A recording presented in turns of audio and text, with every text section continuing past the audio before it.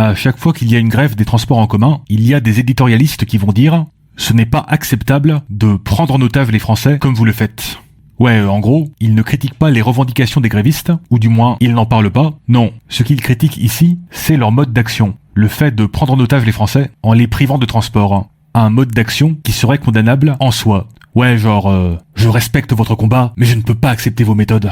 Ouais, alors qu'au lieu de prendre les Français en otage, ils pourraient, je sais pas, faire une gentille manifestation avec des pancartes, améliorer nos conditions de travail s'il vous plaît. Ou encore mieux, se contenter de glisser un bulletin dans une urne une fois tous les 5 ans, et puis basta. Et, depuis janvier 2024, nous savons que cette rhétorique était en fait fallacieuse. Parce que les médias qui parlent usuellement de prise d'otage lors d'une grève des transports, ces médias sont beaucoup plus bienveillants avec le récent mouvement de colère des agriculteurs français, dont l'un des modes d'action est de ralentir, voire de bloquer des autoroutes avec des tracteurs. Là, ils ont très peu utilisé l'expression « prise d'otage ». Ils vont plutôt dire « Oui, bon, ok, un blocage d'autoroute, ça complique les choses pour tout le monde, mais il faut les comprendre. Leurs revendications sont légitimes. Et s'ils font pas des actions un peu musclées comme ça, ils vont rien obtenir. » Sauf que ça contredit totalement la rhétorique précédente, où le mode d'action de la prise d'otage était inacceptable en soi, indépendamment des revendications. Donc, là, le blocage de la circulation devient un mode d'action acceptable parce que on considère que les revendications qu'il y a derrière sont légitimes.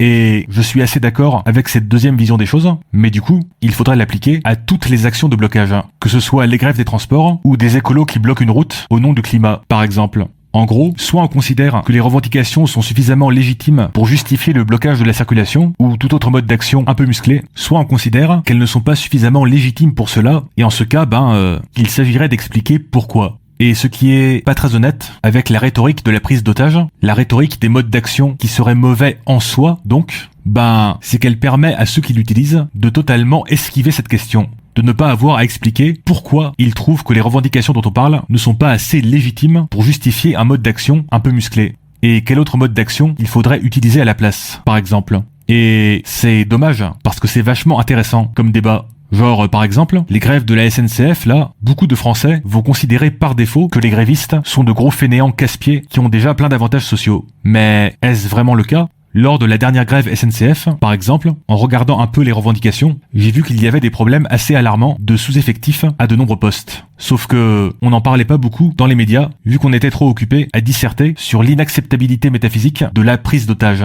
Donc, la prochaine fois qu'un intellectuel médiatique fera une longue tirade qui fustige la prise d'otage effectuée par tel ou tel mouvement social, il faudra lui rétorquer un seul mot : agriculteur. Quoi ? Agriculteur. Les agriculteurs. Mais là, c'est différent. Leurs revendications étaient légitimes. Ok, et là, du coup, elles sont pas légitimes, les revendications. Et si elles ne le sont pas, pourquoi ? Quel autre mode d'action faudrait-il employer, en ce cas ? Etc.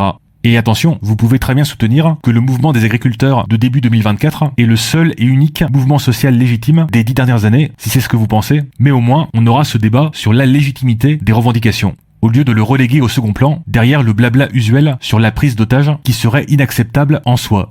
Bon, là j'ai parlé du blocage de la circulation, mais on pourrait aller beaucoup plus loin, vu que certains agriculteurs ont carrément fait exploser des bâtiments publics. Lien dans la description. Du coup, pour chaque action militante musclée où il n'y a pas mort d'homme, dès que des éditorialistes se livreront à leurs habituelles condamnations de principe, il faudra systématiquement leur rappeler cet épisode du mouvement des agriculteurs, afin de sortir du piège rhétorique de la condamnation par principe du mode d'action, et de ramener le débat sur la vraie question intéressante, la légitimité des revendications et leur adéquation avec le mode d'action choisi. Un débat qu'ils n'ont peut-être pas vraiment envie d'avoir sur certains sujets. Ouais, peut-être que ce serait plus compliqué pour eux de condamner un mouvement social ou militant s'il fallait argumenter sur le contenu des revendications, au lieu de simplement disqualifier le mouvement sur la base du mode d'action. Mais uniquement pour les mouvements qu'ils n'aiment pas. Attention, il y a le bon blocage et le mauvais blocage. Ouais, le mauvais activiste, il a des revendications, paf, il prend les Français en otage. C'est vraiment honteux. Alors que le bon activiste, il a des revendications, il prend les Français en otage, il bloque une autoroute, mais c'est pas pareil, c'est un bon activiste. Alors, que pensez-vous de tout ça ? N'hésitez pas à déverser le camion de marchandises de vos opinions sur l'autoroute de l'espace commentaire. Agriculteur.